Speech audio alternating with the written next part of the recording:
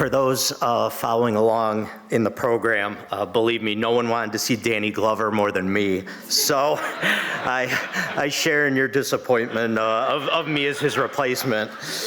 Danny is a longtime board member and supporter of the Hillman Foundation and of journalism. He unfortunately could not attend tonight, but I know we'll see him soon.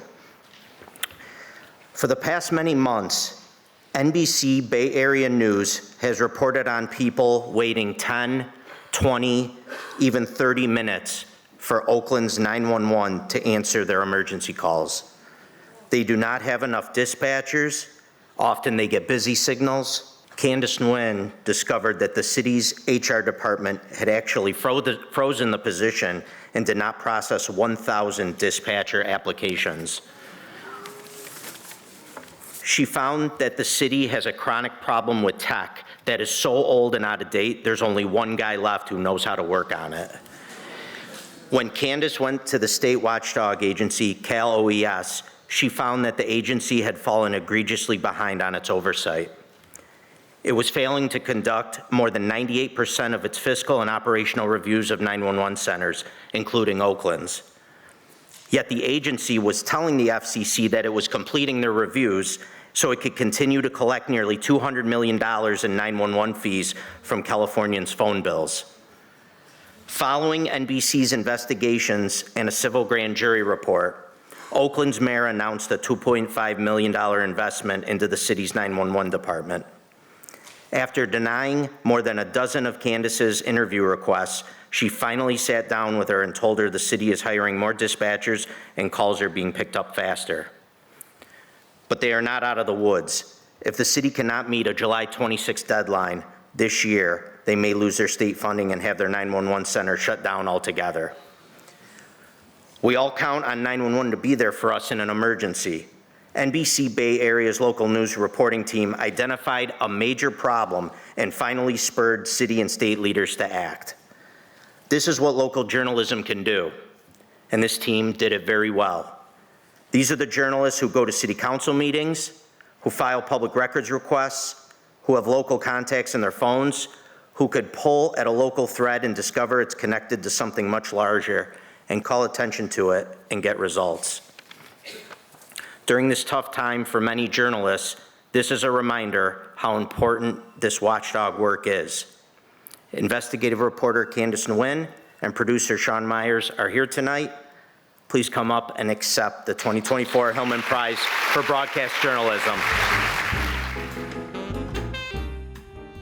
From the bottom of my heart, thank you, Sidney Hillman Foundation, for recognizing local journalists from San Jose, California. Alongside all of you titans in the industry who I watch your work, I read your work.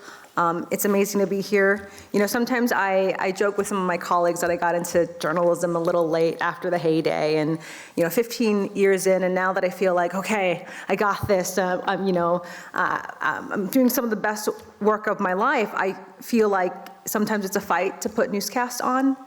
It's a fight to keep local journalism relevant with leaner staff. And the past several years, as I was writing this and reflecting, I've seen local outlets, and especially a lot of hyper-local outlets, disappear.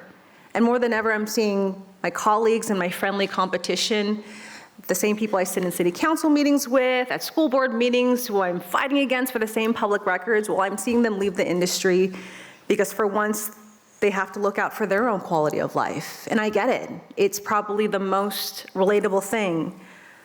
But at the same time, when I step back and I go to these meetings, sometimes alone, it scares me. In the Bay Area and California, we are dealing with so many deep social, public safety issues that involve a ton of taxpayer dollars, and accountability is so desperately needed, and I'm reminded with every story I do. A year ago, when I read city document after city document showing how deeply broken Oakland's 911 system was, and for how many years Oakland leaders were passing the blame and saying, I just got here, that started when I wasn't here, I was shocked. When I brought this up to officials, they kept telling me, Candice, this has been going on for a long time, as if that made it less of an issue and less important.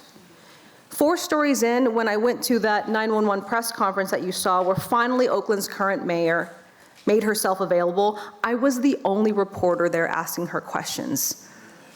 That was unfortunately an accurate snapshot. That's me. And there's some pool cameras behind me. The pool camera is one guy who goes there, or a woman photographer, and then they give it back to the other stations. But something like this really needed questions. This was not the kind of exclusive I wanted. And with 500,000 people in Oakland unable to count on their 911, I couldn't understand why this wasn't being treated as a life and death situation as it was. And usually at this point, this is when my husband puts his hand on my shoulder or on my head and goes, "It's going to be okay." And with that, I want to thank all the significant others out there for being our angels through all this. You know, I'm not alone in this fight.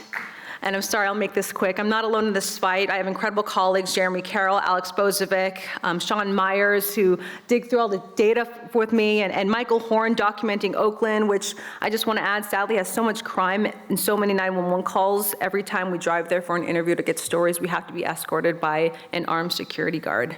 Our news cameras have been targets for resale on the black market for years, and my colleagues have been followed, robbed, and pistol whipped. A new security guard was shot and killed a few years ago. To put it plainly, it's hard to do stories in Oakland. But I'm so grateful that I have a news station with leaders who believe that it's why it's so important that we refuse to let up. That they're committed to resources every day and to be creative in how we tell stories every shift to protect our safety. Our team has done 15 911 stories, and just now the city is turning its corner on staffing and answering times. And I'll end with this, just a personal memory. When I was in the 3rd grade, my dad died overnight of an aneurysm. We lived in Oakland. My mom was 32, younger than me, and made the call in the middle of the night. And I keep thinking, what if she got a busy signal?